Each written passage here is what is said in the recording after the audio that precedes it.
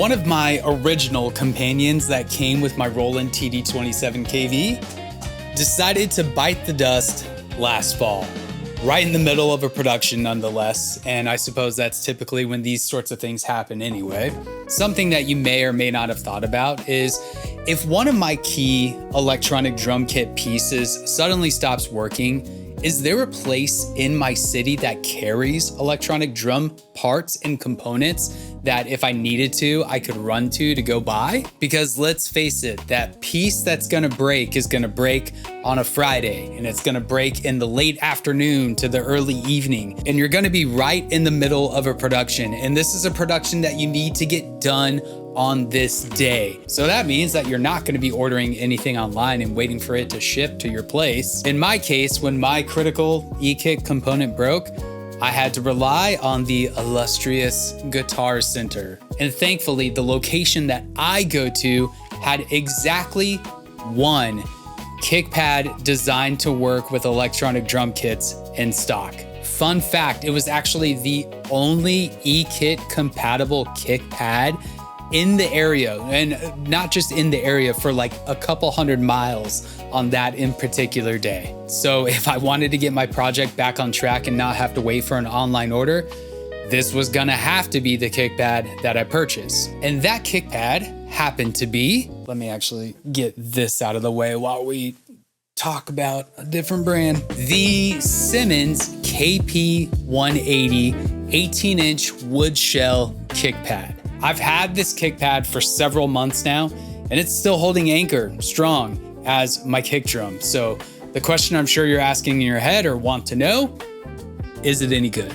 My name is CK, and in this video, I'm going to be giving you my personal review of the Simmons KP180 kick pad. Now that I've logged away many hours at the KP180, and I sit here next to this Roland KD-10 kick tower, when I think about this, I'm actually struggling to think of anything positive now to say about this in particular kick pad, especially in comparison to the KP180. It gets the job done when it's working.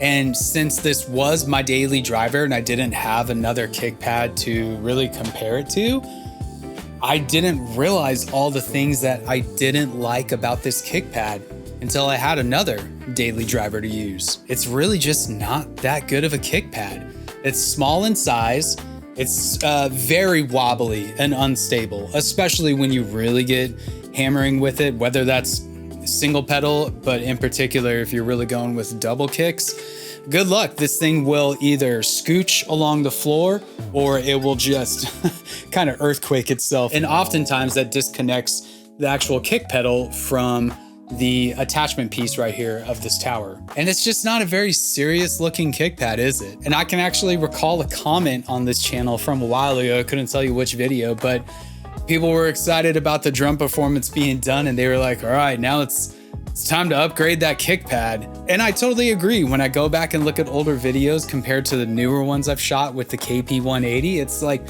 yeah, this just doesn't have a very serious look to it, especially if you're a serious drummer. Not that anyone would really discredit you for using this, but if you want to have just a little bit more confidence while you're playing, especially if you're filming it, this is not the way to go.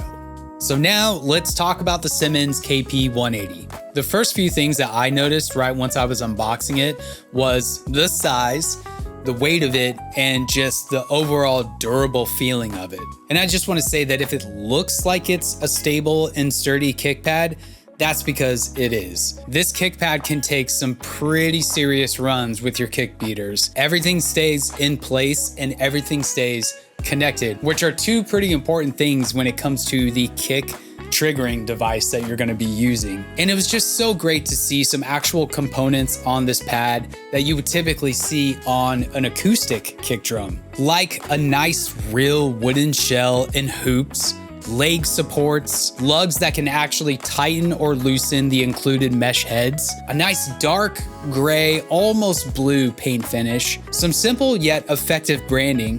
The jack port is low to the ground and oriented to be closer to the module That is for those of us that are setting up our kits as right-handed players. And then securely housed on the inside up against the batter head is essentially one of these.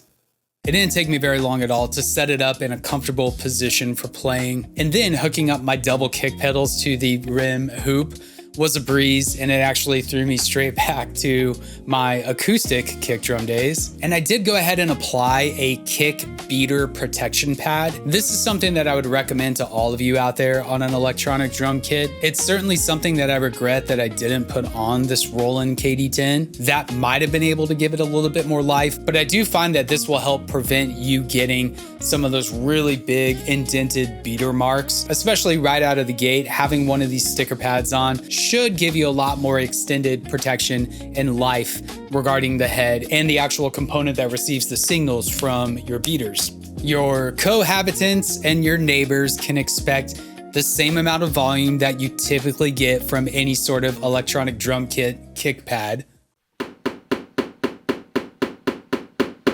And the only minor issue that I personally came across was having just a little bit too much rebound from my beater, which was causing double kick triggers when I was only playing a single stroke. But that's easily resolved in the module by going to the parameters settings and adjusting the sensitivity and the re-trigger cancel settings. Just make sure that you're headphoned up and you're actually playing kick triggers while you're adjusting the values on these dials, and then just custom tune until you find the value that prevents the double triggering from happening.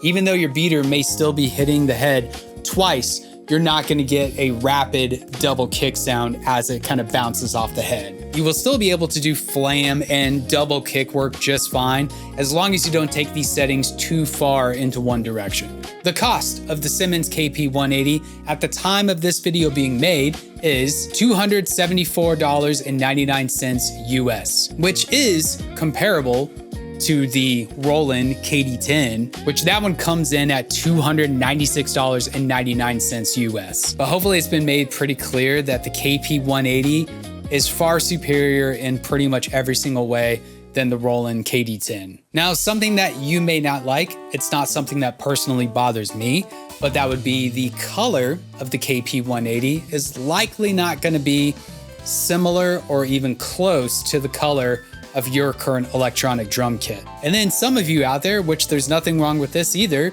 you may be a brand loyalist, which is great. But just keep in mind that if you wanna upgrade to anything that's even remotely acoustic looking, you're definitely gonna pay for it. So in my opinion, it was such a pleasant surprise to actually fall in love with this kick pad. Now, this was purchased on a whim, out of necessity, but as it turns out, I actually don't think I could have done any better, just purely due to the quality and the price. If you're considering or you need to replace your current kick pad, I would certainly recommend that you look into the Simmons KP180. I am not affiliated with Simmons in any way. Since plenty of you have actually noticed and brought this up in the comments, I decided, why not make a video about it, tell you my personal opinion, which is, I think it's a great product. And even had this kick pad been provided to me for free, my review would have been exactly the same. 2 thumbs way up, and whoa, chef's kiss. My name is CK. Arcane Arrow is my music project. As always, I am so glad that you're here, and I will catch you guys in the next video.